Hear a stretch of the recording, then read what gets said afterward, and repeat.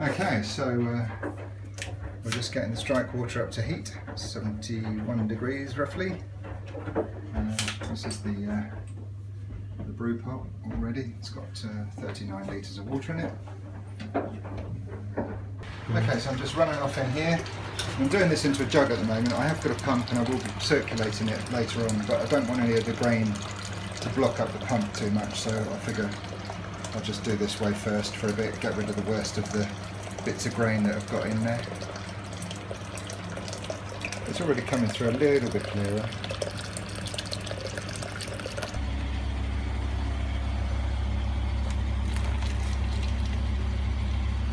Okay, right, I'm just going to hook up the recirculation, so I'll put the disconnect on, hook up the pump, make sure the arrows are going in the right direction.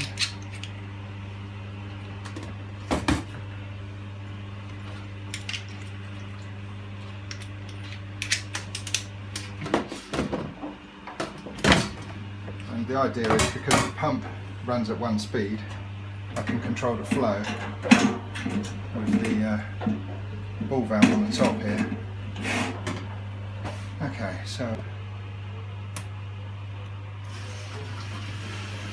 right, it's going far too quickly, so I'm going to just slow it right down. And then if I look in here, I can just control it with this ball valve until I just get a slow, gentle recirculation. So the idea is it's going from inside the grain pot into the main pot, out through the ball valve, through the pump, and then being returned, and you can regulate the rate. So monitoring here on the sight valve, sight glass, you can see, keep it at a steady level so that it's all in balance. And leave that for around about an hour, I guess. So set the timer. Okay, so we're sort of halfway through the mash. Got quite a nice bit of colour. You can see it's coming through much clearer now after a bit of time. So got the recirculation happening nicely. I don't know whether you caught any of that, but we've got some good clarity coming through there. So it's looking good. Okay. So I'm going to stop recirculation now. It's been nearly an hour, the timer is about to go off. I'm just going to switch it off so the pump stops. Silence. It's not that noisy anyway. And I'm going to switch the tap off here. I want to empty the wort out through the top into the grains so that we've not wasted any. Just lift this up. That's it, all done.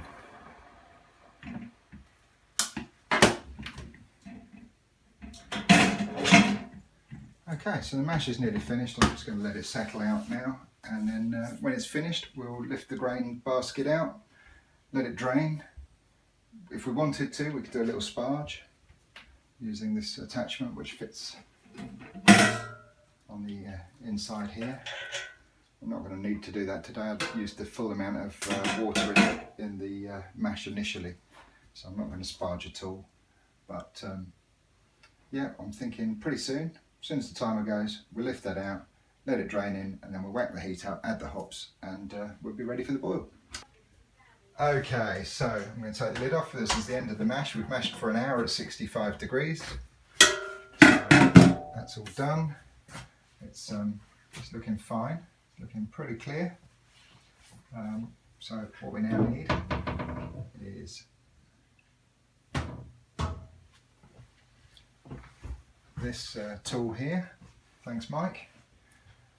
And now I'm going to lift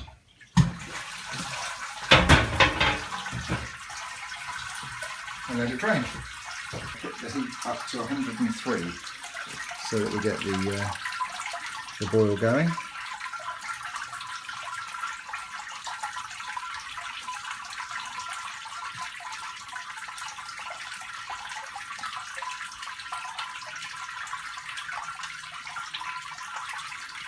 That should do the trick. So what we've got here is we've got some still draining quite nicely. We've got 35, coming up to 35 litres, so I'm going to still let that carry on dripping in until we get to the boil. We're up to 85 degrees now, so we're getting there. Yep. That's the boil starting, so that's drained. Take that off. Take this off as well.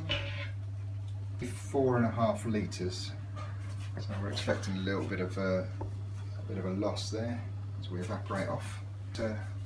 70 grams of Golding's hops going in.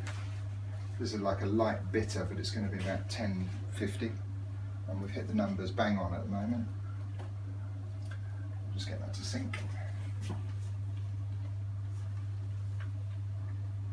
And then we're going to boil for 50 minutes. And then I'm going to put the chiller in to sterilise. The second hop addition, which is another 30 grams of Goldings and some Irish moss.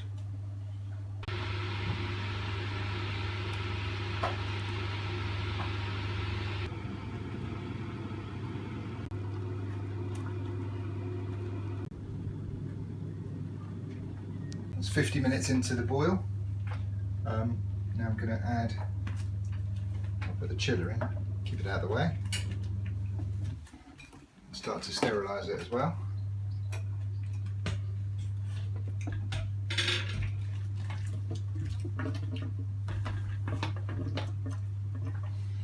Okay. So I'm going to put the second addition of hops in. So this is 30 grams of Goldings. Drop those in. And I'm going to put a teaspoon of Irish moss as well.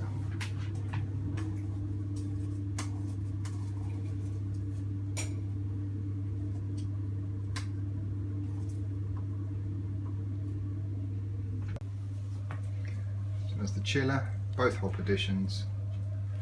That's going nicely in there, bubbling away. It's getting a bit steamy. Move it back a bit. There we go. Get an idea. The thing is, we've had some fairly substantial evaporation, so you can see we're now down to 29 litres. Alexa, stop.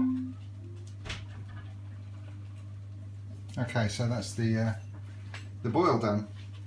So I can just switch the power off. That's the boil completed. Okay. Make sure there's a good flow.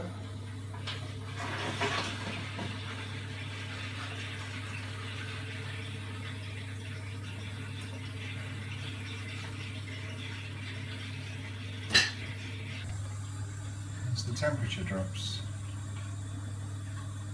see it's coming down reasonably quickly. I haven't got it on full blast because this is kitchen is quite temporary at the moment. We've got some work happening shortly, which will mean the kitchen's all being rebuilt, so we're making do with a few bits and pieces.